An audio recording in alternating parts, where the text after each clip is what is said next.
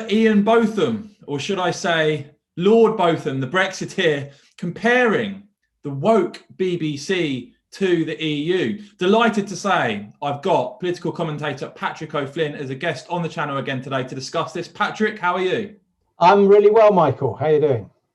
Yeah, good, thanks, Patrick. When I saw this article, for me, and I've done a few videos recently on the channel looking at the BBC, polling on the BBC, which we'll go into shortly, but this comparison from Lord Botham, of course, Brexiteer, of the woke BBC agenda, this Telegraph headline, country people are sick of the woke BBC. It's time the Director General delivered on his promise to rein in virtue signalling presenters. And then going on to make the comparison, Patrick, that there is another unaccountable institution that Britain got fed up with. The European Union and its officials in Brussels made the mistake of thinking and that we would always be able to grin and bear it. How wrong they were. The BBC dominates our culture and political debate, but those I hear from feel it has lost its legitimacy and despair of it. Mr. Davey must move radically and quickly if they are not to feel more alienated from his urban woke-run corporation. What do you make of that?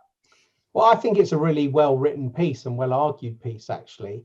And it's a very interesting comparison because the establishment view about leaving the EU, as you'll remember from the early days, was it was a fringe idea. It would never happen, would never be taken seriously, and was unthinkable. Well, it was unthinkable until the moment when it wasn't, and I think Botham's onto something here about the BBC's lack of viewpoint diversity, which I think, he highlights the countryside rural issues.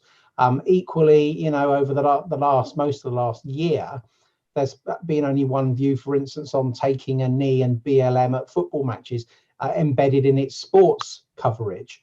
And I know, as you all know as well, at least half the football fans in the country take a completely different view, which is unrepresented on the BBC. So this alienation of mainstream opinion from the woke liberal leftists who congregate at Broadcasting House is going on, and it's a progressive thing. And if the new boss of the BBC, Tim Davie, was supposed to be righting the ship, there doesn't seem to be any evidence that that's happened so far.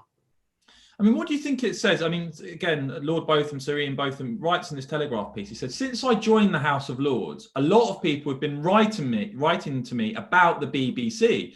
They say that it is turning against them, that it doesn't see them, let alone listen to them, but is my inbox representative. What do you think it says that you've got this sort of correspondence now flooding in to the likes of Lord Botham?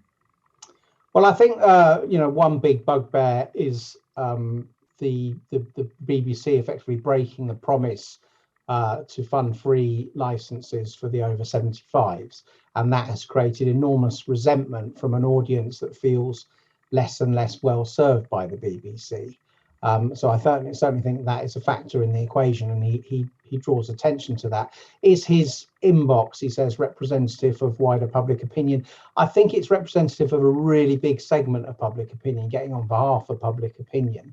There are, as we know, there are Guardianista type of people in the country. There's quite a lot of them, and they run the BBC. So the BBC clearly has its fans, but the people Botham identifies are more likely to be a core audience for the BBC over the years as well, and it's this seeping of this political agenda into almost everything, from dramas, casting in dramas, themes of Doctor Who, country file, is the countryside racist? It's just this remorseless, not to mention the news coverage, but it's remorseless now, and it's very alienating.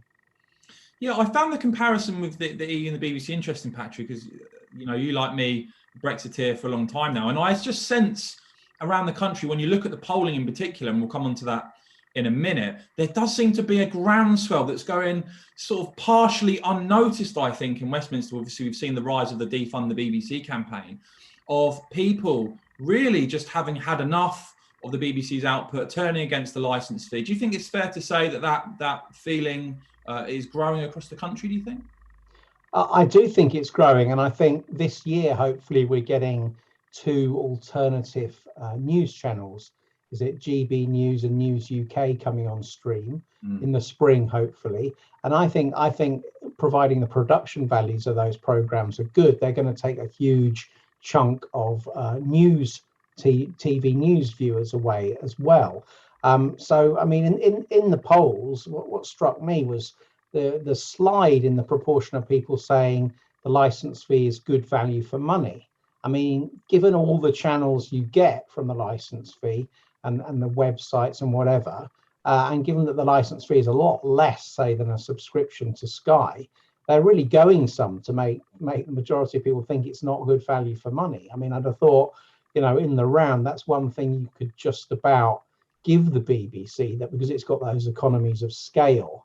You know, it's hard not to think it's worth £3 a week, or that there's not a programme on there that's worth £3 a week. But clearly that's the message coming now from a more hard-headed viewership that can sign up to short-term deals on, you know, Netflix or Amazon Prime. A lot of people have been bailing out of Sky because of the BLM agenda too. But you know, to view the license fee as bad value for money, aside from all the other aggravations, I think the BBC's in massive trouble.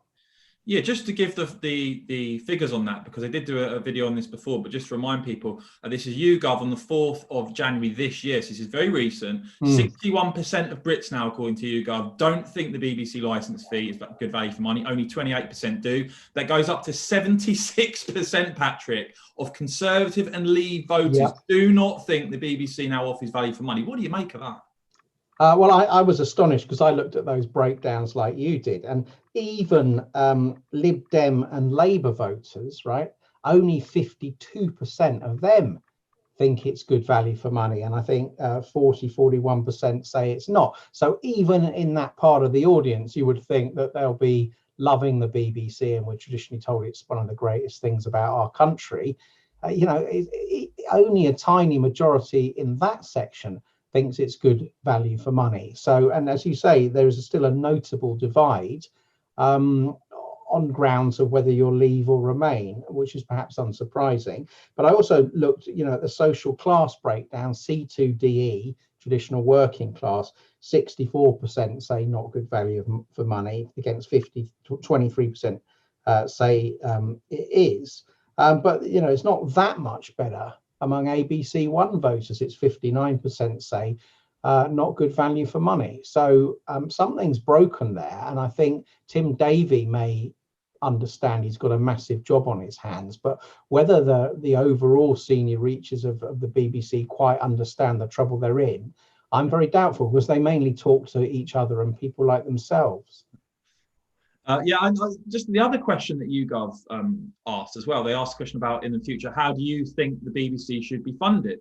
And again, this broke down, this is all Brits, 52% of Brits either saying the BBC should be subscription or advertising funded, versus 28% who back the licence fee or taxation. So, you know, the idea of getting rid of the licence fee and either having a subscription model for the BBC or having it funded by advertising, Patrick, is now the position held by the majority of Brits. That's the data. Yeah, and again on that, the last 18 months has seen support from the licence fee fall from 26%, which was low enough, down to 18%.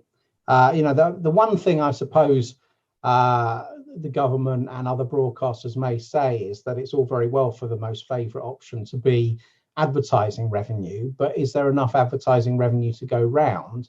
And might that sort of hollow out the commercial channels as well? And I'm sure that's an argument the BBC high-ups will be putting to try and get the other broadcast channels to say keep the licence fee, because they don't want to have to compete for advertising revenue. But I think we're probably seeing the Tories backing away from anything fundamental or radical about the BBC. They're certainly sort of humming and hawing about even turning it into a civil offence rather than a criminal one to not pay. And I can understand that, because that unleashes the bailiffs on a lot of people. But I think the feeling about the Tories since Dominic Cummings, you know, the radical big thinker, left, is that Boris Johnson is looking to tack towards the establishment on a few issues to smooth ruffled feathers there, and that it could be up to a different political force or different variety of parties to actually mine this seam of opinion, rather as UKIP did in the early days of the campaign to leave the EU.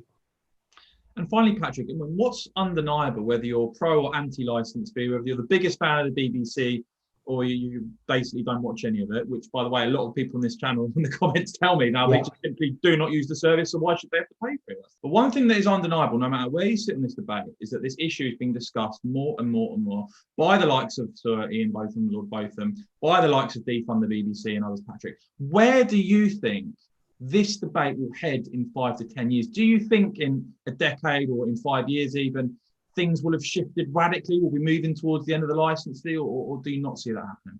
Well, I'm not an expert on the technological side, but a lot of people think technology and the viewing patterns of younger people in particular means the licence fee has to be doomed. And, you know, people high up at the BBC are pushing out ideas that it should almost be like a council tax, you know, i.e. even there's no way around it, even if you don't have a telly. Well, that's not going to fly at all. I think they'll get one more out of this government. They'll get one more spell. I can't remember if it's 5-6 years of licence fee, because I just don't think Boris Johnson, Oliver Dowden, who's a bit of a milksop on some of these issues, is he the person who's going to take on the BBC and end the licence fee? No. But medium term, it looks to me like it's going to ebb away. It'll be a huge moment when the licence fee is scrapped, because the BBC really is, you know, one of the main pillars of the British establishment. So it'll be a big call to be made. But I can't really see anything from the BBC side that says they're going to prioritise reattaching to the audiences they've lost and alienated. And take on the woke, ultra woke minority within their ranks. They don't see the danger yet, basically. Maybe they'll wake up at the 11th hour. But I would guess 10 years from now, the licence fee won't be here. 5 years from now, it probably still will. As I said, Patrick, it's an issue that I know that the viewers of this channel and far beyond around the country really do care about. So thanks so much for joining me today. We'll keep discussing these things that some in the bubble want to continue to ignore, but it's great that we've got this platform here on YouTube to be able to do that. So Patrick, thanks for joining me again here today. Great stuff. Pleasure as always. Cheers.